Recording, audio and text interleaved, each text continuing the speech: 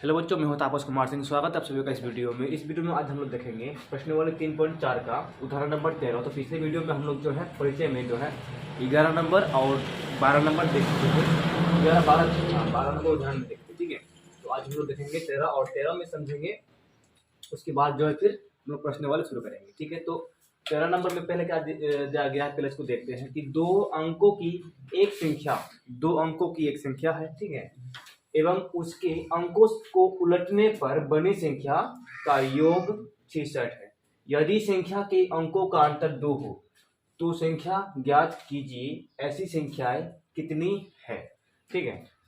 मतलब कि इसमें पहला क्या बोला है, पहला कंडीशन क्या है कि दो अंकों की एक संख्या है। दो अंकों की देखो कहां से कहां तक होता है, 10 से लेकर 99 तक सभी के सभी दो अंकों का होता है, ठीक है। फिर बोला क्या है, एवं उसके अंकों को उलटने पर, माना कि यहाँ पर एक संख्या ले लिए हैं 31, एक संख्या ले लिया, एक संख्या हो गया 31, ठीक है। उस पे दो अंकों की संख्या लिए 31 ले लिए। उसके अंकों को उलटने पर बनी संख्या, उसके अंकों को उलटने पर कितना बन जाएगा, उसको उलट देंगे तो 13 बन जाएगा। उसको उलट देंगे 13 बन जाएगा। अब फिर बोल रहा है क्या, दोनों का योग, पहली मूल संख्या का और जो बाद में बनी जो प्राप्त हुआ उस संख्या का योग कितना होगा, 66। तो यहाँ हम लोग का कितना होता है, 44, ठीक है। यहाँ हम लोग को तो 44 हुआ, लेकिन इसमें क्या लाना चाहिए, हम क्या लाना पड़ेगा, 66 होना चाहिए। फिर कहता है यदि संख्या के अंकों का अंतर, संख्या के मान लो कि जो 31 लिए हैं हम लोग, उसमें अंक कौन कौन सी है, 3 और 1, 2 अंक है, ठीक है। तो उसके अंकों का अंतर, इसमें क्या कहता है, अंकों का अंतर 3 और 1 माइनस करेंगे तो कितना होगा, ये तो हो रहा है, ठीक है। लेकिन इसमें अंकों का योग कितना होना चाहिए, संख्याओं का योग कितना होना चाहिए, 66, ठीक है। तो इस तरह से हम लोग अगर बार बार निकाल के देखेंगे तो हम लोग को कई बार ट्राई करना पड़ेगा, तभी जाके निकल सकता है, ठीक है। तो हमें क्या करना है, मान के लेके चलना है, ताकि हम लोग को जो है एक बार में हमें ज्ञात हो जाए कि कौन सी संख्या ऐसा है जिसको उलटने पर दोनों का योग, जो संख्या प्राप्त होगा दोनों का योग 66 होगा, उसके अंतर, अंकों का अंतर 2 होगा, ठीक है। तो सबसे पहले हम लोग इसमें मान के चलेंगे।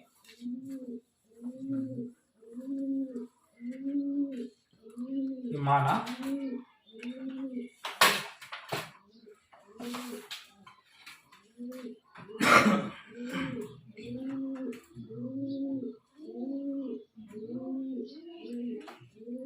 माना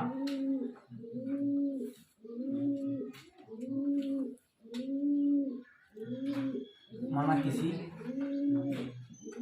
संख्या का इकाई अंक x, ठीक है। माना किसी संख्या का इकाई अंक जो है, देखो हम लोग कोई भी संख्या इसमें जो लिखे हैं, x जो लिखे, इसमें एक इकाई अंक होगा, इधर वाला को इकाई अंक कहते हैं, ठीक है, और इधर वाला को कहते हैं दाहिनी अंक,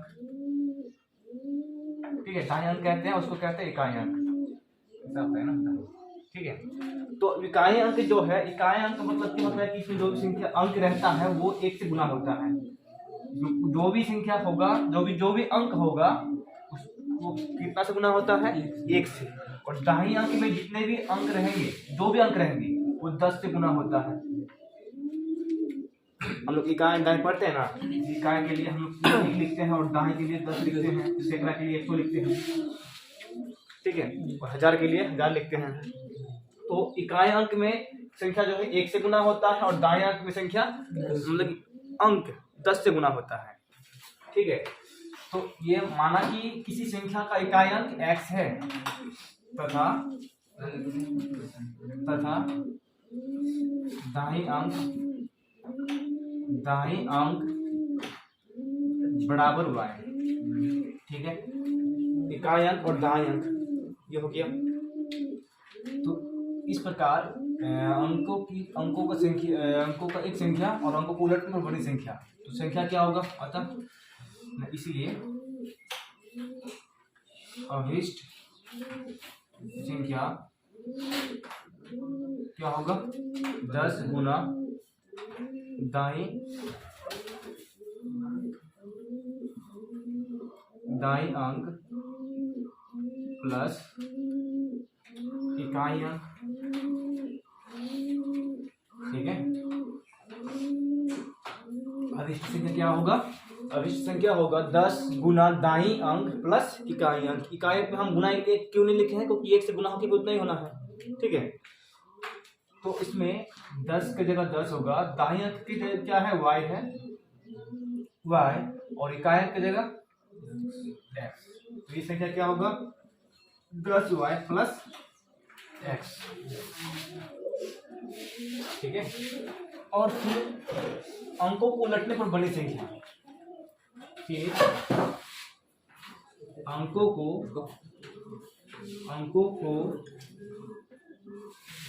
उलटने पर बनी संख्या, अंकों को उलटने पर बनी संख्या।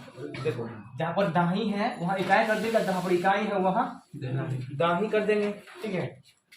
बनी संख्या क्या होगा? इन पे कर देते हैं 10 गुना इकाई अंक, इसमें अंक भूल गए ना, अंक प्लस दाही अंक,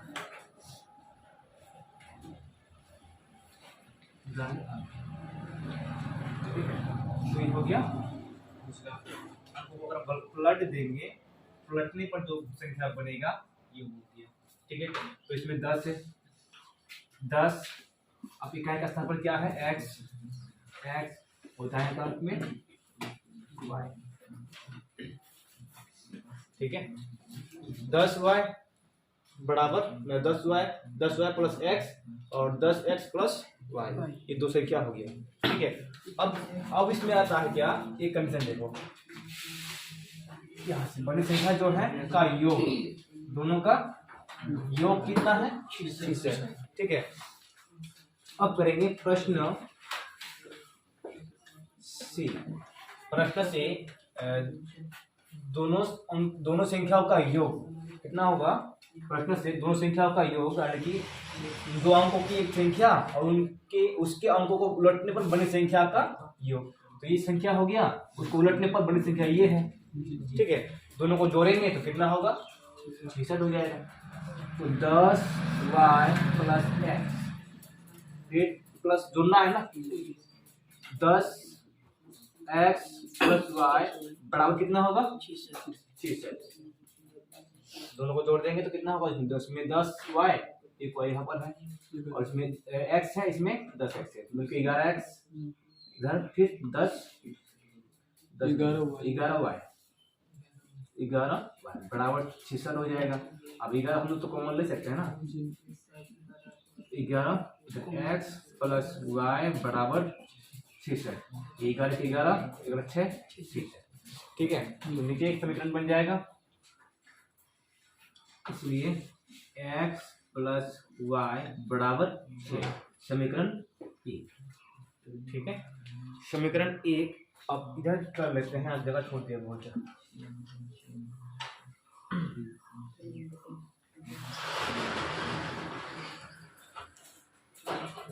यहाँ करते हैं। अब देखो ये तो हो गया समीकरण 1, पहला कंडीशन। अब दूसरा कंडीशन क्या बोला है? यदि संख्या के अंकों का अंतर, यदि संख्या के अंकों का अंतर, अंक कौन कौन सी है? पहला अंक x है, इकाई अंक x है, और y दाहिनी अंक है, ठीक है। अंकों का अंतर कितना है? 2। तो इस हम करते हैं अंकों का अंतर यानी कि x, मान लो कि x एक इकाई अंक है, इकाई अंक से दाहिने को माइनस करेंगे तो कितना बचेगा? 2, ठीक है। तो ये हो जाएगा हम लोग का समीकरण 2, ठीक है।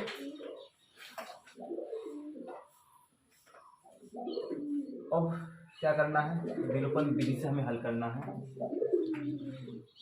विलोपन विधि, ठीक है। विलोपन विधि में क्या करना पड़ता है? दोनों समीकरण को एक साथ लेना पड़ता है, ठीक है। तो इसमें समीकरण 1 और समीकरण 2 से, समीकरण 1 और समीकरण 2, x प्लस वाई बराबर 6 और x माइनस वाई बराबर 2। ये समीकरण 1 और 2 हो गया। देखो इसमें हमें कोई भी गुना करने की जरूरी नहीं है, साइन चेंज करने का जरूरी नहीं है, डायरेक्टली ये कर सकता है। ठीक है, अब देखो इसमें डायरेक्टली y हुआ तो कैंसिल हो रहा है ना, इसमें हमें साइन बदलने का आवश्यकता नहीं है, और गुना भी करेंगे दोनों जगह तो एक एक है ना, तो एक एक करेंगे गुना तो फिर उतना ही आएगा, जरूरी नहीं है बदलना। ठीक है, तो y दोनों कैंसिल हो जाएगा। अब यहाँ नीचे बचेगा 2x और यहाँ हो जाएगा 8। ठीक है, जोड़ना है तो x बराबर क्या हो जाएगा, 8 बटे में 2 कैंसिल होके 4, यानी कि इसलिए x बराबर 4। फिर x का मान यानी कि पुनः x का मान समीकरण 2 में फिर 1 में रखने पर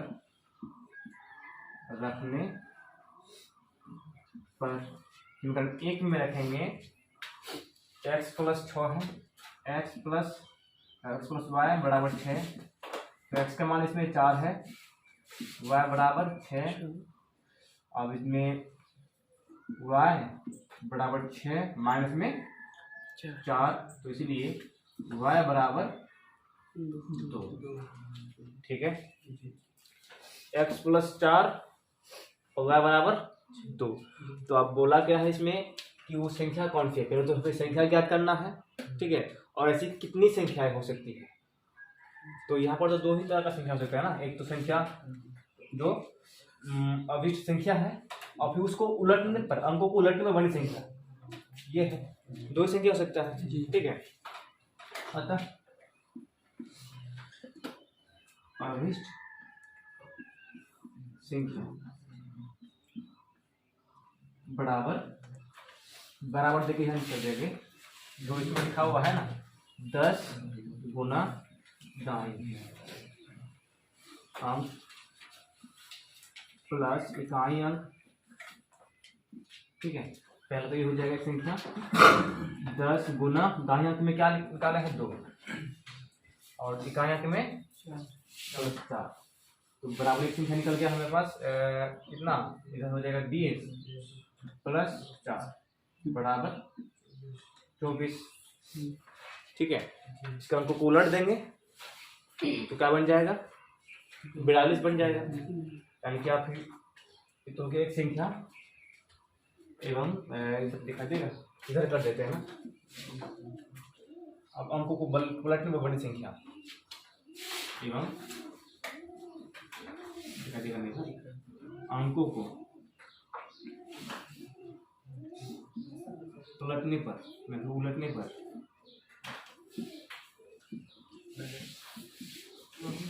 बड़ी संख्या क्या है, 10 गुना इकाई अंक प्लस दाईं अंक, तो उसमें पूरा कर देगा दाईं। ठीक है, हम शॉर्ट में कर दिए, तो 10 गुना इकाई अंक में कौन है x का मान 4, और दाईं अंक में क्या है y का मान 2, तो 10 तो 40 प्लस 2 बराबर 42। ठीक है, ऐसे दो संख्या हो गया। अतः ऐसी दो संख्याएं ऐसे दो संख्याएं 24 और 42। ठीक है, चलो इसको उतार लो। चलो अब देखते हैं प्रश्न नंबर 3.4 का क्वेश्चन नंबर 1। ठीक है, क्वेश्चन नंबर 1 में एक का फिर एक नंबर इसमें समीकरण दिया हुआ है यहाँ दिया गया है, ठीक है। समीकरण क्या हुआ इसमें? पहला समीकरण है x प्लस वाई बराबर 5, ठीक है, इसको समीकरण 1 मान सकते हैं। और फिर दिया हुआ है 2x माइनस 3y बराबर 4, समीकरण 2। तो हम लोग फिर प्रश्नों को पढ़ के देखते हैं। इसमें क्या बोला है? निम्न समीकरणों के युग्म को विलोपन विधि तथा प्रतिस्थापन विधि से हल कीजिए। दोनों विधि से हमें हल करके देखना है, ठीक है। और कौन सी विधि अधिक उपयुक्त है ये भी बताना है, मतलब कौन सी विधि जो है आपको अच्छा लगता है और कौन सी विधि से जल्दी जो है हम लोग का इसमें सॉल्व होता है, हल निकलता है, ठीक है। तो पहले हम लोग विलोपन विधि से देखेंगे, फिर प्रतिस्थापन विधि से देखेंगे। तो यहाँ पर 2 समीकरण दिया हुआ है, समीकरण 1 और समीकरण 2 मान लिए हैं, ठीक है। और करेंगे पहले विलोपन विधि से, हल कर देंगे विलोपन विधि।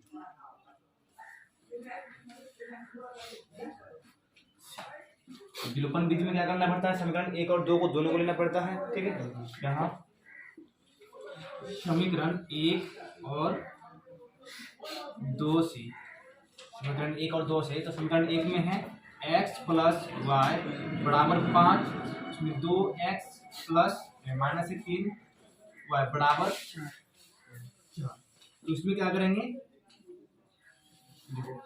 इसमें जिसमें हम लोग मतलब कि कम काम करना पड़े उसको देखेंगे। यहाँ पर अगर हम लोग इसको अगर 2 से गुना करते हैं, फिर इसको 1 से गुना करना पड़ेगा नीचे वाला को, और बाद में फिर हमें साइन चेंज करना पड़ेगा। अगर हम लोग इसको ऊपर वाला को 3 से, देखो y का मान अगर गायब करना है, विलोपन का मतलब हम क्या बताए थे कि गायब करना, विलुप्त करना, ठीक है। अगर हम लोग y को विलुप्त करेंगे ना तो क्या होगा, इसमें बाद में हम लोग को साइन चेंज करने की आवश्यकता नहीं पड़ेगा, ठीक है। तो हम लोग क्या करते हैं, ऊपर वाला को 3 से गुना करते हैं और नीचे वाला को 1 से, ठीक है। y का जो गुणांक है, y का जो गुणांक है उनसे गुना करेंगे। तो y का गुणांक यहाँ पर है -3, तो अपन हम लोग केवल 3 से गुना करते हैं, -3 से भी कर सकते हैं, ठीक है।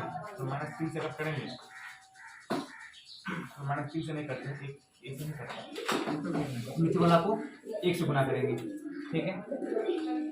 तो इसमें क्या हो जाएगा अब 3 गुना x, 3x प्लस 3 वाई बराबर 5 दिया, तब 15। अब नीचे 1 से गुना करेंगे तो 2x माइनस 3 वाई बराबर 4, ठीक है। इसलिए आप जो है साइन चेंज करने की आवश्यकता नहीं पड़ेगा, ठीक है। तो अब देखो, ये तो 3x और 2x मिलके 5x हो जाएगा, 5x, और यहाँ पर प्लस माइनस दोनों कैंसिल कर देंगे, तो यहाँ पर होगा 19।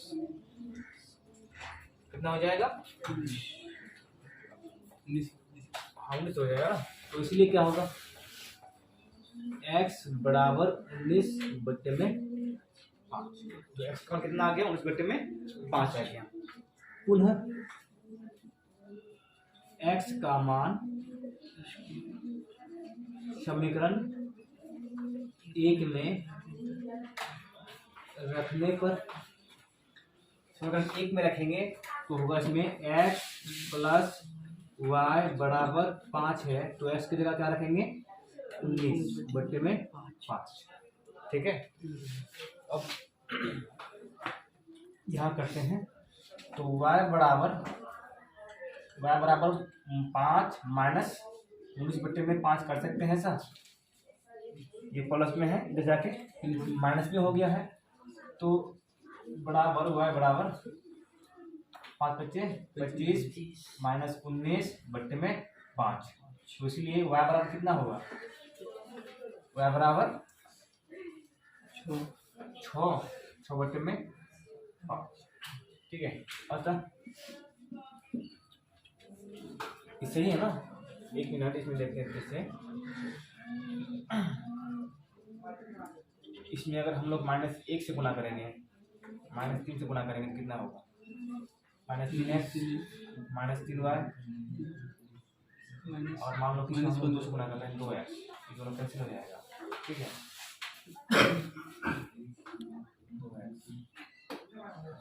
साइन चेंज करना होगा हम यहाँ पर 5,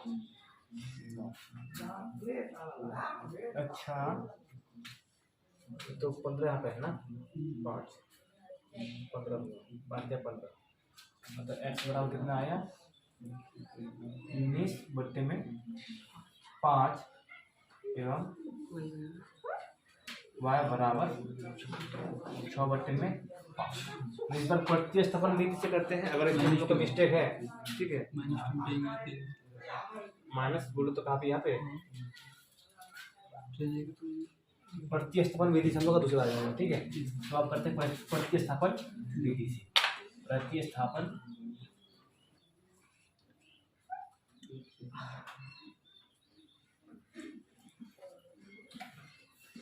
विधि से। प्रतिस्थापन विधि में हम पहले क्या करते हैं, समीकरण 1 के फिर समीकरण 2 को लेते हैं ठीक है। तो हम लोग पहले यहाँ पर क्या करेंगे, समीकरण 1 को ले लेंगे। समीकरण 1 क्या होगा, समीकरण 1 से, समीकरण 1 में क्या है, x प्लस वाई बराबर 5, तो इसमें x का मान रखते हैं तो 5 माइनस वाई हो जाएगा, इसमें समीकरण 3 हो जाएगा ठीक है। और फिर x का मान, x का मान समीकरण 2 में रखने पर, समीकरण 2 में रखने पर ठीक है ना। समीकरण 1 लिए थे तो अभी क्या करेंगे, समीकरण 2 में रखेंगे ठीक है। समीकरण 1 लेते हैं, अब समीकरण 2 में रखने पर, तो समीकरण 2 में क्या है, 2x माइनस 3y बराबर 4 है, तो x की जगह क्या है 5 माइनस y है, तो इसमें x की जगह रखेंगे 5 माइनस y, 5 माइनस y हो जाएगा, गुणा कर देंगे तो 10 माइनस 2y, फिर बाहर पे माइनस 3y है बराबर 4। अभी इधर ये प्लस में है, इधर जाके माइनस में, और इधर माइनस में हो जाएगा 5y बराबर 4 माइनस 10, तो फिर y बराबर क्या हो जाएगा, यहाँ बचेगा माइनस में 6, यहाँ होगा माइनस में 5, दोनों कैंसिल हो जाएगा ठीक है। तो इसलिए y बराबर कितना आ गया 5 बट्टे में 6 बट्टे में 5 ठीक है। पुनः y का मान को समीकरण 3 में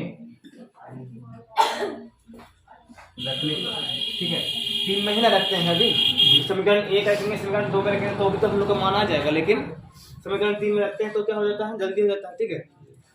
तो अब इसमें समीकरण 3 में क्या है, समीकरण 3 हम लोग का ये है, x बराबर 5y 5 माइनस y, तो x बराबर 5 माइनस y का मान इसमें कितना है 6/5 ठीक है। तो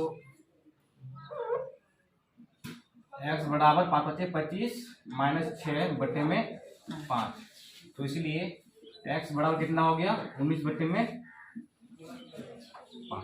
सही है 19/5। अच्छा x बराबर कितना आ गया 19/5 एवं y बराबर 6/5, मान दोनों में सेम आया है, विलोपन विधि में भी उतना ही आया है और प्रतिस्थापन विधि में भी वही आया है। अब तुम लोग को जो विधि अच्छा लगता है, जिसमें तुम लोग को सॉल्व करने में सुविधा होता है, तुम लोग लिख दो कि अतः विलोपन विधि में प्रतिस्थापन विधि अधिक उपयुक्त है, तो हम इस पे कर देंगे। हमको जो है विलोपन विधि से सॉल्व करने में है, उसको हमको अच्छा लगता है, जल्दी हो जाता है ठीक है, तो हम कर देंगे अतः ठीक है। विलोपन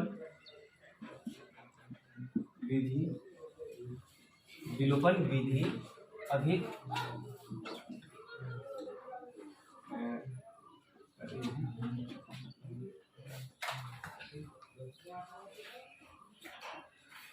इस समीकरण युग्म के इस समीकरण युग्म